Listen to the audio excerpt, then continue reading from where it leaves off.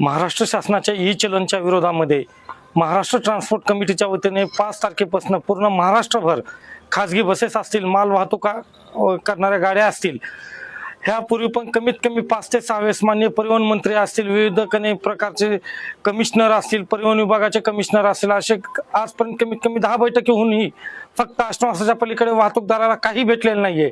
ह्याच्या निषेधार्थ म्हणून 5 मार्च पासून सर्व बसेस, सर्व माल वाहतूक करणाऱ्या गाड्या ह्या बेमुदत बंद करण्यात येणार आहेत। प्रॉब्लेम काय नेमका? अगोदरच्या काळामध्ये जसं जिजिया कर लावला जायचा त्याप्रमाणेच ह्या वेळेसच्या शासनाचा ई चलन म्हणजे हा एक प्रकारचा वाहनधारकावर लावलेला जिजिया कर आहे। कधी कधी तर असं होतंय की पोलीस प्रशासन असतील किंवा परिवहन विभागाचे अधिकारी असतील, हे कधी पाठीमागून फोटो काढून ई चलन टाकतात, ह्याचा पत्ताही वाहन मालकाला नसतो। त्याच्यानंतर कधी 1 महिन्याने, कधी 2 महिन्याने, कधी 3 महिन्याने नोटीस येते।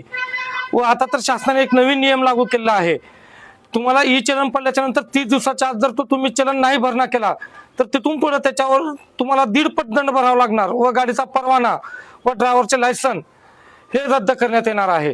हा एक प्रकारचा वाहनधारकावर लावलेला जिजिया कर आहे, तो रद्द करण्यात यावा यासाठी 5 मार्च पासून सर्व वाहतूकदार संघटनांची मिळून एक आम्ही कमिटी बनवलेली आहे, महाराष्ट्र ट्रान्सपोर्ट कमिटी, यांच्या वतीनं हा राज्यव्यापी संप पुकारण्यात आलेला आहे।